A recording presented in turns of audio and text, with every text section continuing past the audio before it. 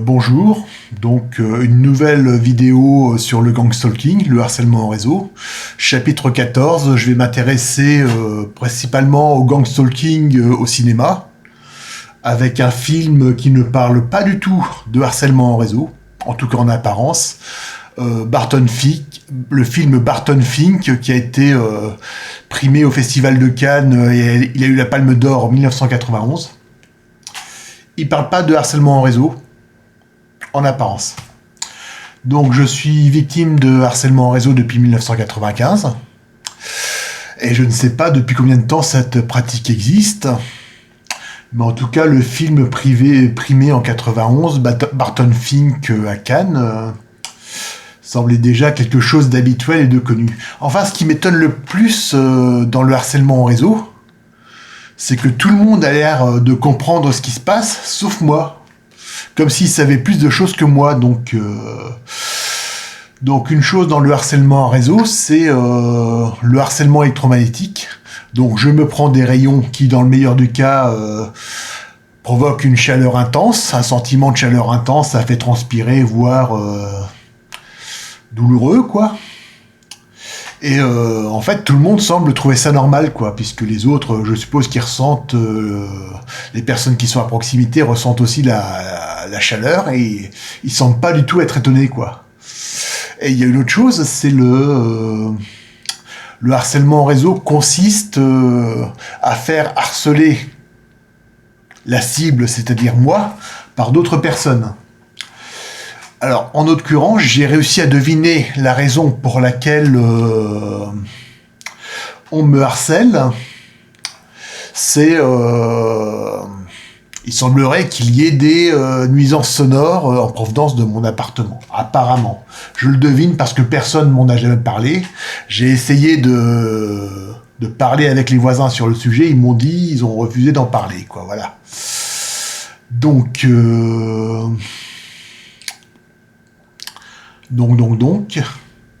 Alors, nuisances sonores qui ne viennent pas de chez moi, bien sûr, puisque depuis au moins 15 ans, je fais très attention à ne pas faire de bruit. Et ces nuisances semblent exister depuis au moins 20 ans, quoi, voilà. Nuisances sonores. Et donc, pour qu'il y ait des nuisances sonores, il faut qu'il y ait des haut-parleurs, quoi, des baffes. Et pour qu'il y ait des baffes, il faut de l'électricité. Alors, pour faire stopper l'électricité, donc les nuisances sonores, il suffit de couper l'électricité via son, comment ça s'appelle, son disjoncteur.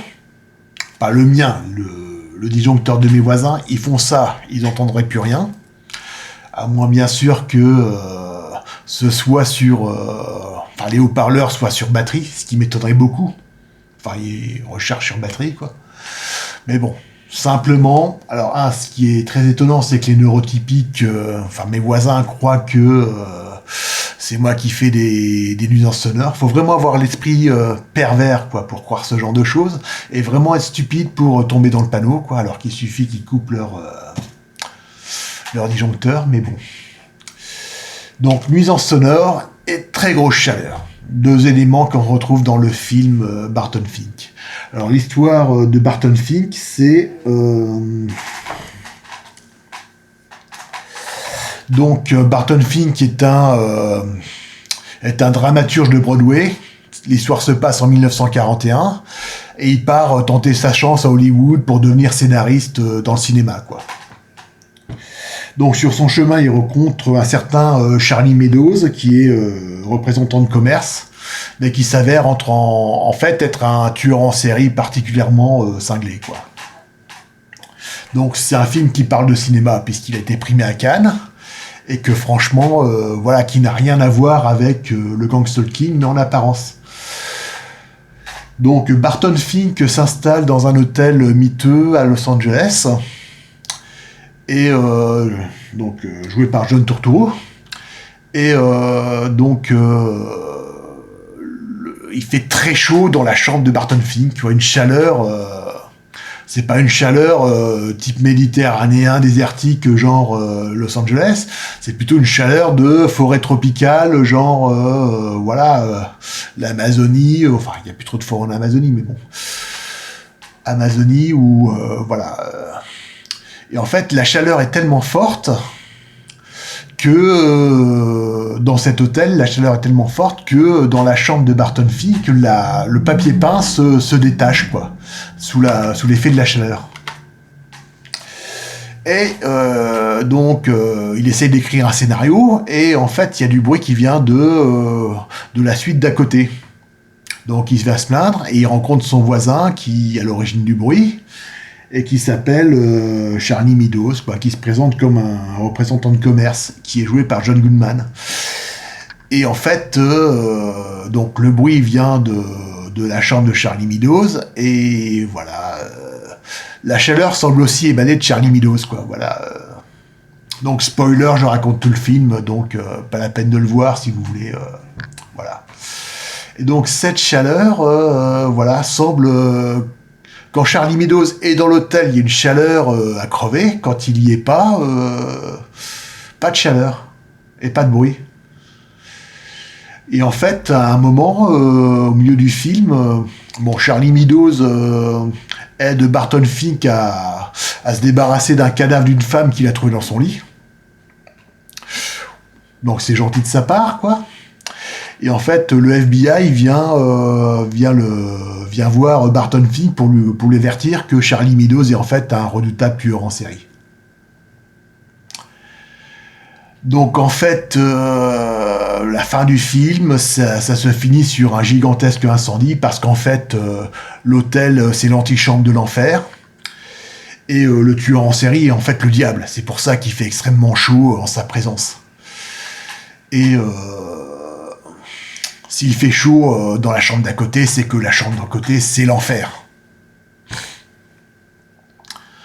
Donc voilà, je vous ai spoilé le film. Mais bon, moi, chaleur, nuisance sonore, mais ça me rappelle vraiment